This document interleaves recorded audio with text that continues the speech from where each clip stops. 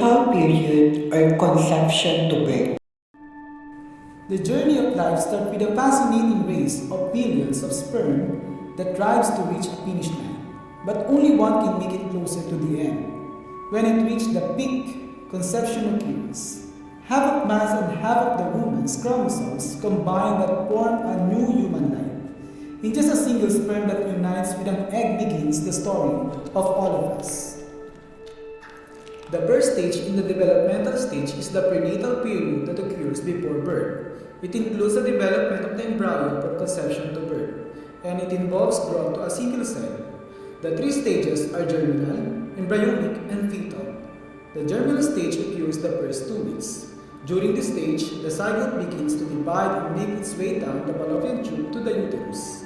The zygote first divides into 2 cells, then into 4, 8, 16, and more of the same. Cell division proceeds quickly amid a round-week-long travel from the fallopian tube to the uterus divider. The cells create into what is known as a blastocyst. The blastocyst comprises 3 layers, each of which develops into distinctive structures within the body.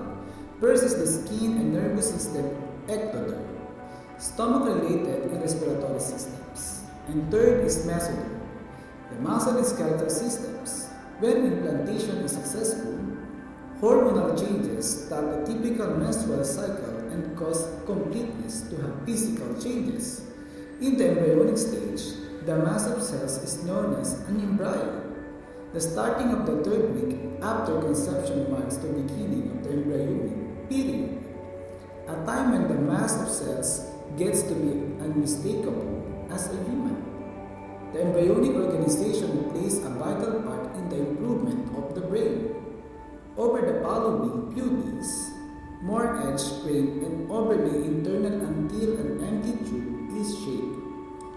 Once this tube is entirely shaped, cells start to create close to the center. The tube begins to close and the brain vesicles spring. These vesicles will inevitably create parts of the brain, including the forebrain, midbrain, and hindbrain structures. By the conclusion of the embryonic period, the brain's essential networks and central nervous system have been established. At this point, the basic structure of the brain's nervous system is additionally defined. Approximately 2 to 7 months, the fetal stage will occur. During the 3rd month of gestation, the sex organs begin to differentiate. By the end of the month, the structures of the body will form.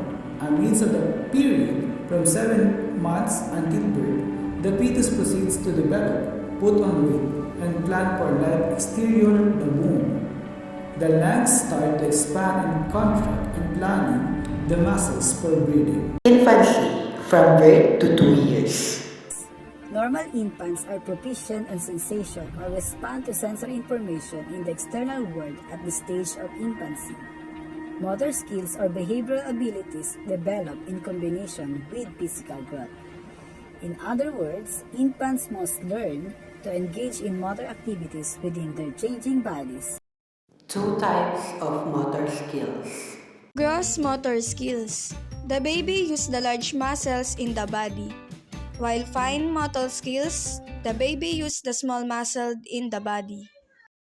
In this stage, we also have a lap baby, or during the first year old of baby. The next one is toddler or during the 2nd year old of baby. It introduces the language development.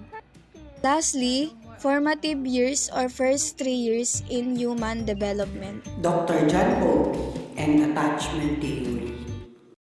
Attachment theory focuses on relationships and bonds between people, including those between a parent and a child. Next is the temperament. Temperament is how a child responds emotionally to an object, events, and people. Lastly, separation anxiety. Recurrent and excessive distress about anticipating or being away from home or loved ones. Early childhood, or 3 to 5 years. Young children learn to become more self-sufficient and to care for themselves. develop school readiness skills, and spend many hours in play with peers. 6 stages of play according to Mildred Barton. Unoccupied play, children are not playing but directs his or her attention on anything that interested him or her. Onlooker play, children watch others play and talking to them but not involved. Solitary play, playing with toys by themselves. Parallel play, children play beside and not with each other. Associative play, children play and interact with others but no tasks, assignment, rules, and organization are agreed upon. Cooperative play, children play with others bound upon some agreed rules and roles. Diana Bobridge's parenting styles. Authoritative, high demandingness, high responsiveness. Permissive, low demandingness, high responsiveness. Authoritarian, high demandingness, low responsiveness. Negligent, low demandingness, low responsiveness. Middle and late childhood, 6 to 12 years old. The fundamental skills are mastered: writing, reading, arithmetic. The child is formally exposed to the larger world and its culture. Adolescence, 13 to 18 years old. It begins with rapid physical changes, dramatic gains in height and weight, changes in body contour, and the development of sexual characteristics such as enlargement of the breast, development of pubic hair or facial hair, and deepening of the voice. James Marshall's Phases of Identity Status. Identity foreclosure, an adolescent who is a follower finding security in others, not in his or herself.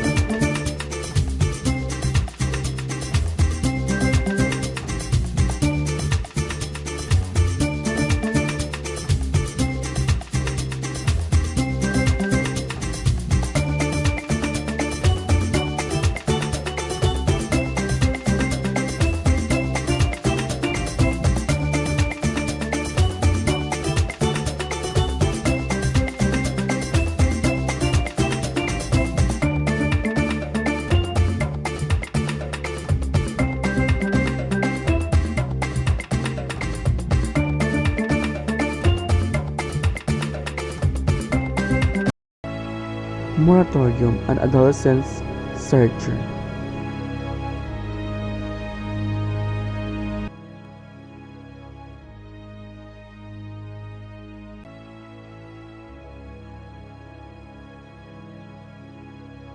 Identity achiever, the adolescent fully finds himself or herself. Identity diffusion, the adolescent failing to find him or herself. Early adulthood, 19 to 29 years old. It is a time of establishing personal and economic independence, career development, selecting a meal, or learning to live with someone in an intimate way, starting a family and rearing children. Middle adulthood, 30 to 60 years old. A time of expanding personal and social involvement and responsibility, assisting the next generation in becoming competent and mature individuals. Late adulthood or 61 years old and above. It is a time for adjustment to decreasing strength and health, life review or retirement. Lastly, adjustment to new social roles. In conclusion, important hints concerning a child's developmental health can be found in developmental milestones. A child is showing usual development when they reach milestones at the predicted age. A child may be advanced compared to peers his or her own age if they reach milestones considerably earlier. The individual is motivated to act in ways that the social group expects him or her to act in various situations throughout his life through developmental tasks. Developmental tasks are intended to prepare a person for what lies ahead and what will be required of him when he or she reaches the following stage of development in life.